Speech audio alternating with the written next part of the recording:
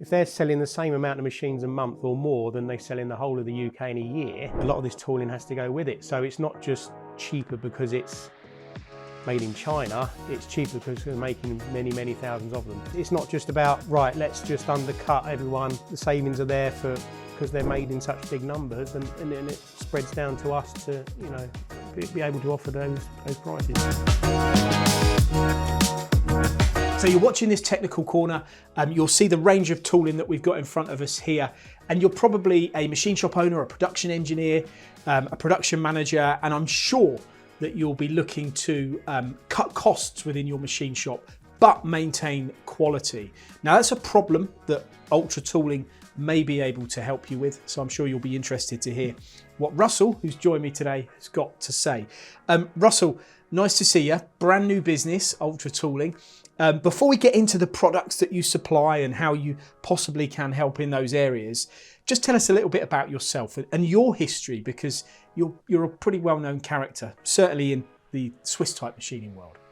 Yeah, for sure. I mean, I've been involved in engineering for 30 years now, 20 of those in the tooling supply of Swiss and European sliding head tooling, and obviously all the other aspects of machine tool stuff that goes with it. And I guess, and how would that have changed in the last 20 years? People leaning on you more for technical solutions, as we talked about in the opener of this, cutting costs, sure, maintaining precision, all of those things. I think the industry's changing a lot, isn't it? Yeah, I mean, it's not just, you know, it's not just the tooling, it is the tooling solutions and application support that, you know, people can offer, rather than just the sale of the off-the-shelf tooling. Okay, now you set up Ultra Tooling. It's a brand new company. You made a leap into this. You wouldn't have done that without your research and obviously, you know, ensuring that you're making the right decision. What is Ultra Tooling? What do you do, and why was it introduced? Yeah, Ultra Tooling. I mean, a lot of this product is from China and the Far East.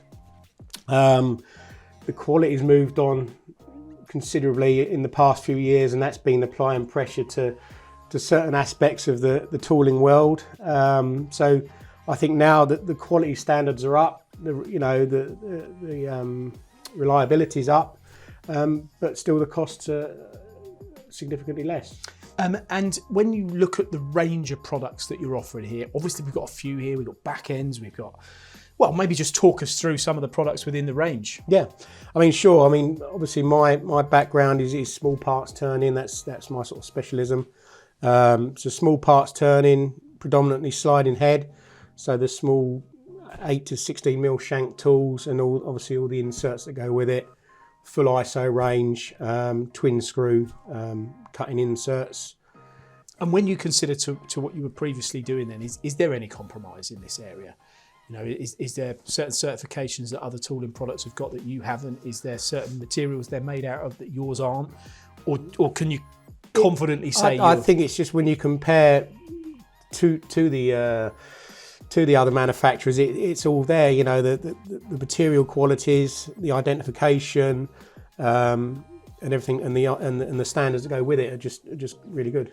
Okay, and then what else we have? And then moving on, we've got internal boring range, so cylindrical shanks with the full range of repeatable tooling. So, like a lot of inserts these days, each insert will fit in any size holder, so you can put it across the range there. Moving into the middle, BT, HSK holders. Again, fully laser marked, high speed, balanced. High speed balance, you know, I think these are all the 25,000 ones.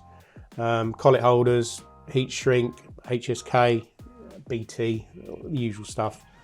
Moving on to indexable milling inserts. So for the bigger machines that I need to start, you know, working more with. And how would some of your competitors then say that theirs are different to what the Far East is offering? Maybe if it was a European product, because I'm curious here, because in the UK, clearly we want to support British manufacturing, and you know, you would argue, I'm sure, without putting words in your mouth, that by offering a product like this that costs less but maintains quality is going to give British manufacturers an opportunity to be more profitable. Sure. I mean, people always have their preferences on tooling or machines, a bit like in the car world, but I just think now that the quality's moved on, the reliability's moved on, and they're names that people recognise, and people are happy to invest in that. You know, it's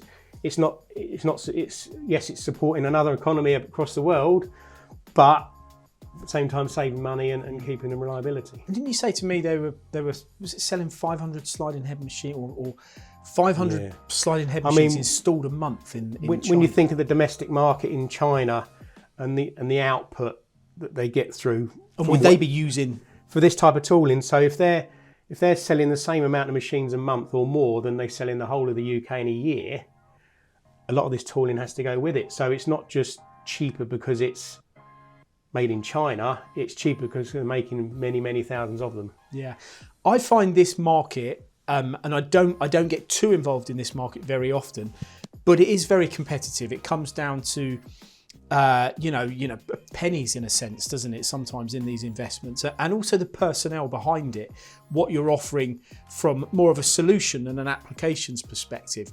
And I guess you'd argue that your knowledge and history puts you in a pretty strong position for those situations. For sure, yeah. I mean, I can hopefully share my knowledge and experience with the applications rather than just saying, look, this is a tool to buy and crack on with it. You know, there is a vast range to select from, you know, new coatings. A lot of these are unique to this manufacturer. So there's new coatings there, new carbide substrates, which is obviously China's supplying the tungsten for. Delivery, things like that. People want these items. Yeah, delivery, again, we've been running 5 or 6 weeks, slowly getting stock in for the things we think people will need, and obviously going with machine packages that people have set up. And what would you say typically would be a saving then for someone that is looking at this, watching it and thinking, okay, you've convinced me on the quality and the support and all the rest of it, but what about the price? Yeah, I mean, on the back ends, on the spindle tooling, maybe 15-20% compared to some of the, you know, the more well-known ones. But I think there's a real cost saving on the carbide, probably because of the numbers involved, but maybe 20-25% on some of the more complex inserts. And I guess you wouldn't have set this up if you didn't believe that the market really needed to see those kind of cost savings. For sure, you know, I mean, it's not just about, right, let's just undercut everyone for the hell of it. You know, the savings are there because they're made in such big numbers, and then it spreads down to us to, you know, be able to offer those prices. Okay, good luck, Russell. Ultra Tooling. You'll be able to see all of this product and more in time on their website. But if you're interested in any of the tooling solutions we talk about here, and let's not forget vices, collet chucks, automation solutions, all of that. Yeah, everything. These are the smaller parts. Obviously, the bigger work holding, it will all be available in due time. Good stuff. Get in contact with this guy.